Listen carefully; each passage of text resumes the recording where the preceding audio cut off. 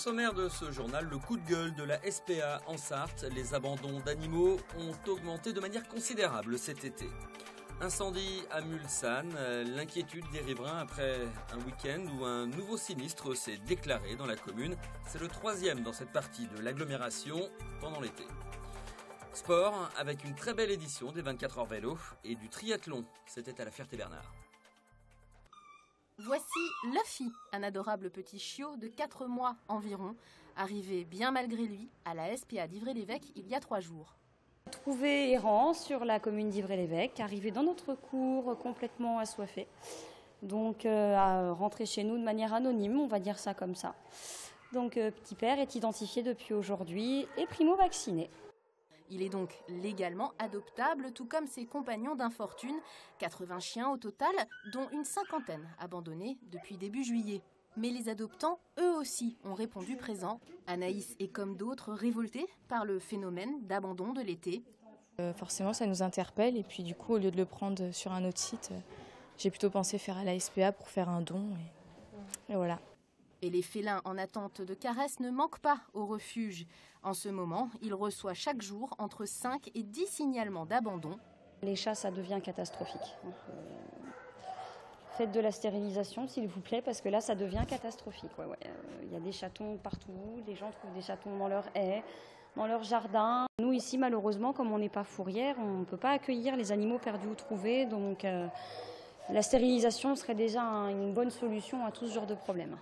En France, la SPA recense 22% d'abandon en plus cet été par rapport à l'année dernière, une tendance qui se confirme aussi en Sarthe.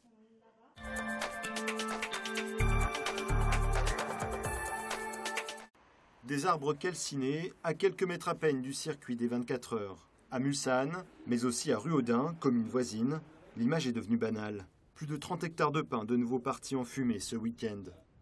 Vendredi, le maire de Mulsanne était écœuré.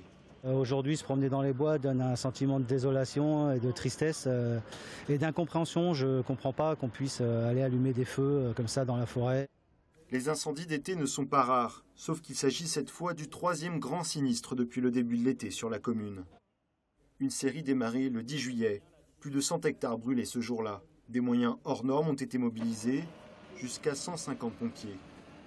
Acte volontaire ou accident, l'ampleur, mais aussi la régularité des incendies laissent peu de place au doute.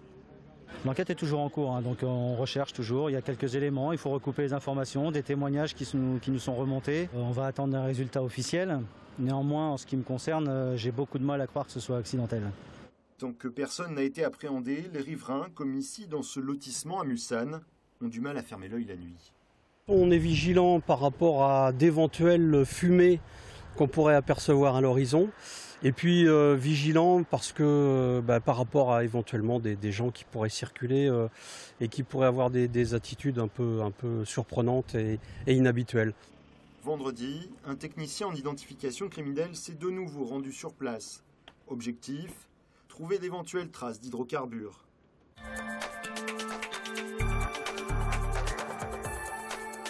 « 970 km 690, telle est la distance parcourue par le S1 Neo Team Connect qui a remporté pour la première fois les 24 heures vélo disputées ce week-end sur le circuit Bugatti du Mans. Ça a été très tactique parce qu'il a fallu, on était parti un peu en retard, on a loupé les bons coups qui étaient partis.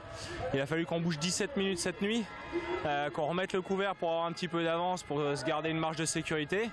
Et puis dans le final, on finit avec une 45 d'avance, donc c'est sur 24 heures, c'est rien du tout, quoi. Près de 2000 cyclistes ont participé à cette 7e édition. Le départ a été donné samedi à 15 h par Luc Alphon qui participait pour la première fois à cette épreuve. Si la plupart des concurrents avaient opté pour une course par équipe, certains courageux avaient choisi le périple en solitaire. Beau succès pour la 29e édition du triathlon de La Ferté-Bernard. Diverses courses étaient organisées tout au long du week-end, dont le Fun Tri qui a affiché complet avec 330 participants. Au menu, 500 mètres de natation, 20 km de cyclisme et 5 de course à pied.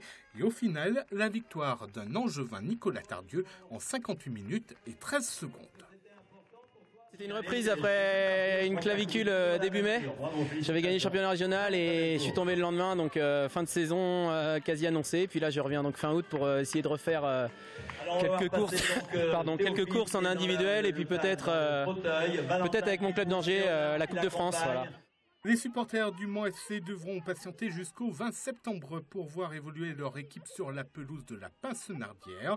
Le match prévu à domicile le week-end prochain entre les Manceaux et la réserve de Tours a finalement été inversé suite aux travaux de drainage qui ont eu lieu à la Pincenardière cet été.